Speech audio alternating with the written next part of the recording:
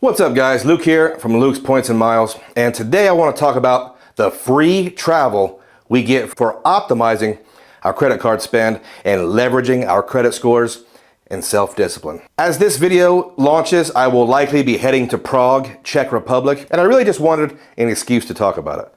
I'm really excited to get to go to a new place, and this is sort of a solo trip. But don't worry, I am meeting with my Filipino executive security expert in the city, so I'll have 24-hour protection. Those of you that were at the Vegas meetup may have met Dino, and trust me, no one is messing with the Dino. This trip is a pretty good example of what we like to call free travel, and I want to be transparent and show folks that even though points and miles allow us to do some pretty amazing things, it's tough to get away with saying that this is free. So today I will be giving you guys the straight dope on just how much this free trip is going to cost me. I'll also be throwing out some numbers on the points and miles redemptions and trying to give a good explanation on the value I'm getting from them. I'll also be mentioning some of the cards and rewards programs I use to book this trip. And as always guys, if you are interested in any cards mentioned, or really any cards at all, check out my card link in the description below. Using my link really supports the channel, and it allows me to deliver you mostly unsponsored content. In the interest of getting right to it, slap that like button, subscribe, and let's talk about the flights. I'm actually really excited about the flights across the pond, but first let's talk about positioning flights. A positioning flight is a flight that some of us have to take in order to get to one of the larger international airports that are essential for these great points redemptions. In my case, this means flying from Columbus, Ohio to Washington, Dulles, first class on United. I used two different points and miles techniques to book this. I used cash from my United travel bank. That in and of itself is not interesting at all, but the way I was able to plus up my travel bank might be. I used the American Express airline incidental credits to load cash to the travel bank. This triggers the credit. I'm quite sure that this will go away one day, so I use it while I can. For the return trip, I transferred Chase Ultimate Rewards to United and booked an award flight. Normally, I would not book short flights like this in first class. It's silly, but I made an effort to go all out on this solo trip because, well, I feel like treating myself. So that's how I am positioning. It's something we tend to forget about when we talk about these great redemptions, but it's a necessary evil for me. DC, JFK, Chicago, or Atlanta are the usual suspects. So if you're scoring at home, I'm considering this one $0 out of pocket, and I can understand that could be debatable. If I had to argue, I may be prepaid American Express for this flight, but the cards I use provide way more value than what I pay. These are sort of muddy waters. Now, one could argue that I'm not getting full value for that airline incidental credit, but come on. What's a better use of that credit than a couple first-class positioning flights? I like that technique. For my highlight redemption, I'm flying from Washington Dulles to Prague, Czechia, or Czech Republic, by way of Paris, France. And the exciting part is it's on Air France business class. I have flown long-haul business class before, but it's still something I get really ecstatic about, and this is my first time on Air France. The overnight flight over there usually kicks my butt no matter how nice it is, but I'm hoping for at least a little bit of sleep. Air France, KLM, Flying Blue, at least on paper, seems to be a really great program for flights to Europe. So let's take a moment to talk about Flying Blue. Flying Blue is the program for Air France and KLM, Royal Dutch Airlines. So between the two, they have two of the largest airports in Europe, Paris and Amsterdam. How do we earn Flying Blue miles? Well, this is a huge plus for the program because there are so many ways to earn miles. American Express, Bilt Rewards, Capital One miles, Chase Ultimate Rewards, and Citi Thank You points all transfer to Flying Blue. There are also frequent transfer bonuses, and we'll talk more on that here in a moment. I'm going to combine these two one-way flights for time's sake, but they were very similar anyway. First thing I want to talk about is how much these two flights would have cost had I booked them using cash. This is where we get the wow factor. Booking these flights would have cost $7,893, and I will tell you right now, that's not something I'm interested in, and that's obviously not how I booked it.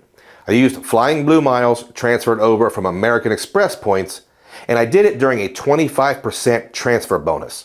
That means for every 10,000 MR points I transferred over, I got 12,500 Flying Blue miles. That is a substantial bonus for these types of redemptions. Let me get to the point and explain how I booked the flights. I transferred 91,000 American Express membership rewards points, and I received 113 Flying Blue miles. I redeemed those miles plus $512.19 in taxes and fees for the flights. Now, before I go any further, you heard me correctly. I paid in cash $512.19 for taxes and fees. So at this point, we are no longer traveling for free, right? $500 will always be $500, and that's $500 we could have spent or invested or used for whatever. Me personally, I think $512 plus whatever opportunity cost you can dream up is definitely worth flying this product, but your mileage may vary. Next thing I want to talk about is the value of points. So many outlets publish the average value of points, but that average really depends on how you use them. In this specific case, these MR points turned out to be worth over 8 cents per point. The argument is always, Luke, you're cherry picking your redemptions and that's not realistic. You're correct, but most of us cherry pick how we use our points and miles, right? Don't worry, later in the video I have some really low redemptions, but 8 cents per point on almost 100,000 points should plus up the average for 2023 for me. Couple different ways to look at the flight redemption. One is I got amazing value, and the other is, Luke, you still came out of pocket over $500. Next up, I have hotels, and I booked 2 of them, and I'll explain why. First things first, I booked a hotel through the American Express Fine Hotels and Resorts program to trigger the $200 credit. In this instance, I don't think I did a great job value-wise. I did trigger the $200 credit, but I also spent $747 for 2 nights at this fancy schmancy hotel. But I'll get $100 in credit and free breakfast for 2, but I still came out of pocket after the credit, $547. Hopefully I can get $200 of value to make this booking seem okay. I'm also hoping that this hotel is fancy schmancy. So this is where things get a little funny. For the other 2 nights, I used the Capital One Venture X to book the hotel just to trigger the $300 travel credit, but I'm not staying at this hotel. This technique actually isn't possible with the changes to the credit, but I reserved a room, triggered the credit, and then I canceled the room a few months later, getting the $300 back in statement credit, effectively liquidating the $300 travel credit. Now the card provides a credit within the portal, so you can't use this technique anymore. Afterwards, I looked for a new hotel. A quick summary of what I've actually spent so far is over $1,000 for this free trip. At this point, I started thinking it's more important to keep costs down than getting an arbitrary number on cents per point for any other redemptions. So I looked at my points balances and I had just enough Hilton Honors points to book the Hilton Prague Old Town for 100,000 points. This is not a valuable redemption because the room would have only cost me $537. This is one of those examples of Hilton Honors points only being worth just over 0.5 cents per point. The reason I'm okay with this is it's where I wanted to stay. They have an executive lounge and I just wanted to save money. I don't feel great when I spend money on travel that doesn't include my family. And I have so many redemptions booked through the end of summer 2024 that I don't feel bad for using points resources, but I don't want to use cash in that way. On the other hand, if I can score a great diamond upgrade, maybe that value can go up, but I don't normally get great upgrades when I need 2 beds. And I'm not sharing a bed with Dino. Good news is I had the points and I got the room I wanted. That's not the total cost. I like to book professional tours and excursions for these kinds of trips.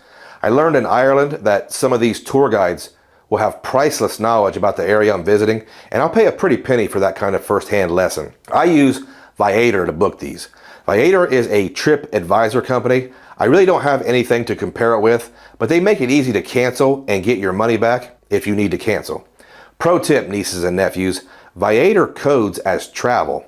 So I either use a card I'm trying to get a bonus on because you can pay when you book it. So it's easy to pay for something you might be doing 6 or 8 months into the future.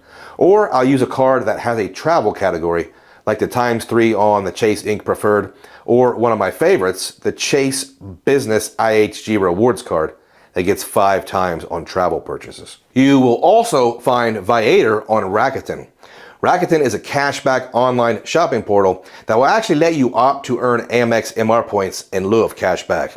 If you aren't using an online shopping portal, use my link in the description below and sign up. You'll receive $30 cashback or 3,000 Amex MR points on your very first purchase. Right now, Viator is getting 10% back on Rakuten. That's 10% cashback or 10 times MR points. For Prague, I booked an all-day private tour of the city, and I also booked a 5-course medieval type dinner in a dungeon or something. Either way, it's a great way to get cool experiences and earn points and miles. Guys, this video is not a brag or a flex, but it's supposed to be an example of how we can use these miles to do things we might not otherwise be able to do, and I really like to help folks get high value for these points. Check out my maximum value playlist for several great examples of this. Again, guys, check out my card link in the description below if you want more information on any cool travel cards. That is it for me today, guys. If you stayed around all the way to the end, I thank you and I appreciate every single one of you.